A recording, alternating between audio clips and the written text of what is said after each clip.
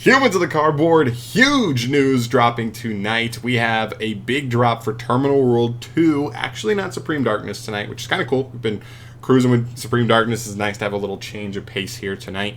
We get the confirmation on what the third archetype is for Terminal World, and we also have the cover art, which gives us a hint at what the fourth and final archetype is going to be included in here. So, Gem Knights started off here. We'll get to those in a minute, but taking a brief little look at the cover art. Looks really good, by the way. Just looks really clean. I think last year's was blue. This one's red. Maybe next year it'll be green, right? That'd be cool if they keep it going and hit more of these Terminal World archetypes with some solid support. But you see the Jurek and the Fabled boss monsters down there. You see our new Gem Knight boss monster here. And then in the top left here, we see, I don't want to say full-on confirmation, but basically confirmation that I think this is probably NEKROZ. The reason I think it could technically be Gishki, because Gishki has some other monsters that also look similar to the NEKROZ monsters. They're tied in lore-wise, yada yada. Based on design, you couldn't say 100% for sure which one it is. But because Gishki has gotten support within the last 2 or so years, around the time Sprite came out, because Sprite Gishki actually was a playable strategy, I would guess that this is NEKROZ, not to mention NEKROZ is just by far, I would assume, a bigger fan favorite archetype than Gishki, so I think that makes sense. So that's really exciting. A lot of people are going to be really hyped for that. I honestly don't have a dog in the ring. I guess out of all of these, I'm the most hyped for Jurek. I do like dinos, and those are really cool new tools for them, but the rest, happy for the people there that are going to enjoy them. I hope they're good for those players, but not my particular cup of tea. But that doesn't mean we can't still take a look at these cards. So let's actually jump into Gem Knights. If I'm looking for anything here, I need to see something like Gem Knights historically are a pretty sour archetype for a lot of people just because they are known for being an FTK deck.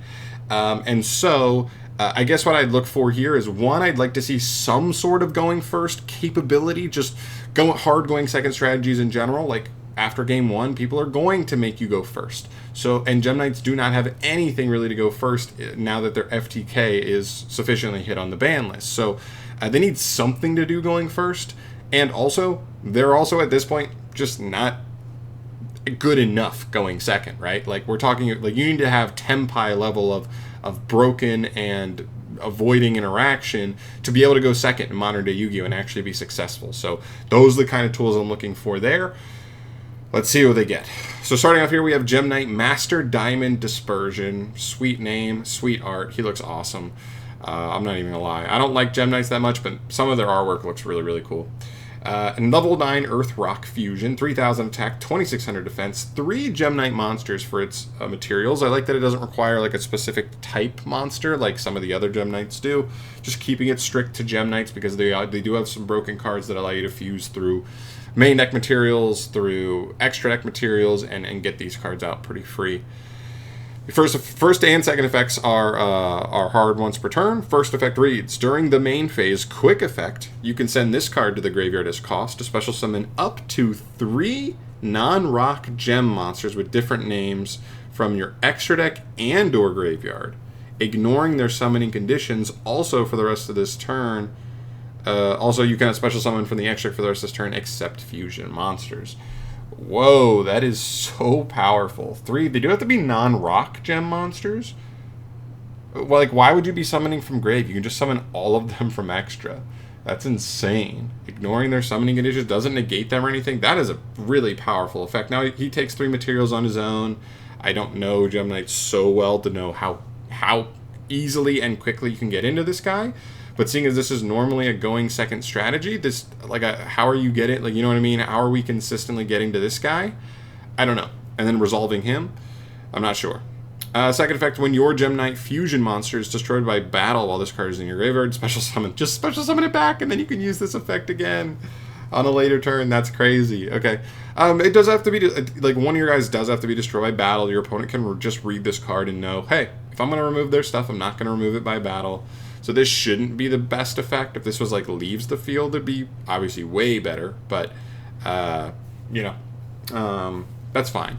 It seems powerful. It seems like it has decent payoff, but locking you into fusions and also knowing that Gem Knights just don't have the best going first options, I'm like, how are you getting to this and resolving this going second, but also, like, if you go first, what are you even setting up off of this with the restriction and knowing that the deck doesn't have great going first fusion options? I honestly don't know. So, I honestly just don't know. Those are just questions I have. All right, next up, new main deck monster. This is Gem Knight Nepyrim. A level 4 light fairy. Interesting. 1550 attack, 16 defense. First, second, and third effects are hard ones per turn. If this card is normal summoned or special summoned, you can add a Gem Knight card from your deck to your hand.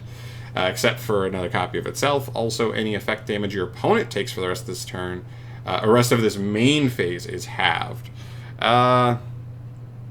Okay, so like they're still leaning into that burn because they're recognizing that you're trying to burn your opponent, but then giving you a card that says it's a good starter, it's a good engine piece, but you're not going to be able to burn.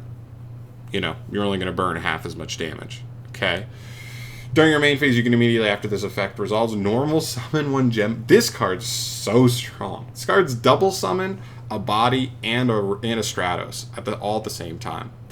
And if this card is sent from the hand or deck to the graveyard, you can send 1 card from your hand to the graveyard. And if you do special summon this card's actually so great. Like, as an engine card, this card is wild.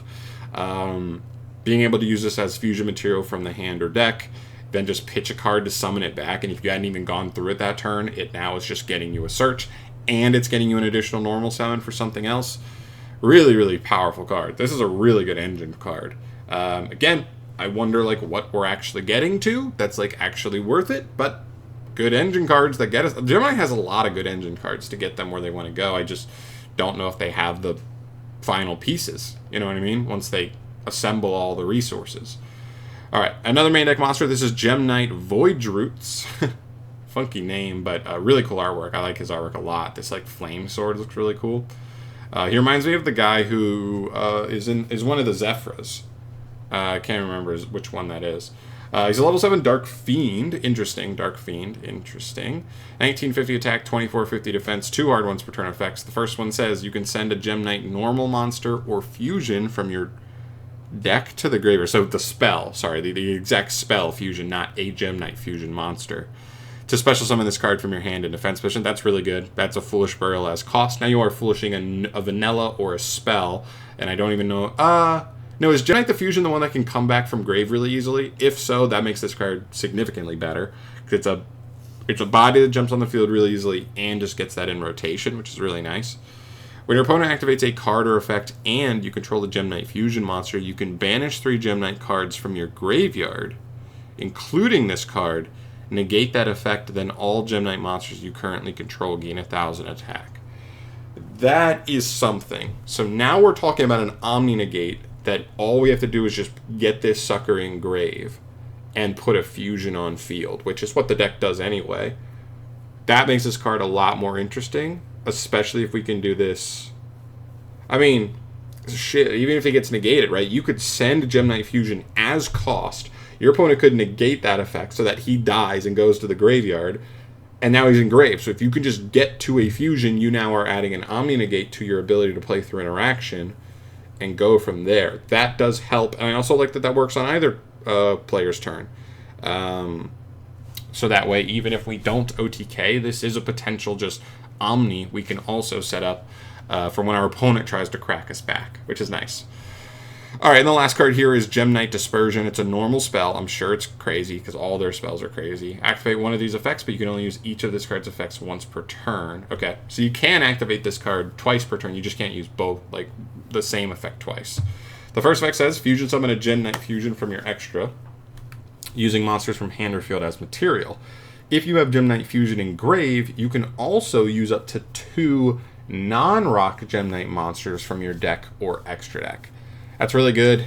That's really, really good, especially knowing about this guy, Gem Knight Voidroots, and being able to, if you use him to just get Gem Knight Fusion in rotation, that makes this effect like super strong, right? I like that quite a bit. And then the second effect, add 1 gem monster from your deck or banishment to your hand. Also negate any effect damage your opponent takes during the main phase for the rest of this turn. Negate. It just says any effect damage is halved. Okay, cool. So like some of the good effects, they do cut the damage your opponent takes during main phase in half, but this deck is still good at putting a lot of bodies on field to just push for game. Interesting. I mean, like, I feel like this deck has a lot of tools. These cards certainly help the engine in terms of trying to play going second.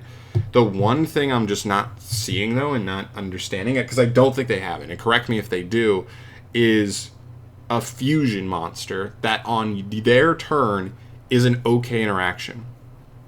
Because I feel like that's the one piece I want.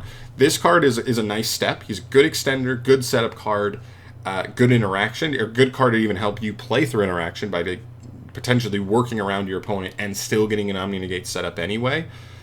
The problem is, like, that's not enough. One Omni Negate that doesn't even destroy. This card doesn't even destroy, right? Negate it just negates an effect. It doesn't destroy. And I don't think any of the fusion monsters in the deck are like actual good interruptions on the opponent's turn. So when we cannot OTK going second, what do we do? Like, what does this deck do? That's kind of a problem. Like, Tenpai plays such a small engine, they can play a million non-engines, so that helps. Being able to play, you know what I mean, 20 hand traps in that deck helps a lot. I don't know if this deck's going to have room to play that number of non-engine. And also Tenpai can always still, like, end up making, they do, like, some of the AFD lines, they can make Hieratic Seal, you know what I mean? Like, they still have some options that will still allow them to set up something. One or two just basic interruptions. This is really all I think the deck can do. Now, correct me if I'm wrong on that, but this is just why I have some questions here. Other than that, though, all four of these cards seem crazy. I mean, like, with Jurak, didn't we say... no, honestly, all four of the Jurak cards were pretty good. The Fableds, I think the one tuner was kind of jank. You know what I mean? I feel like with some of these, like, one card was kind of off. All four of these are crazy, right? This card's insane. This card's insane.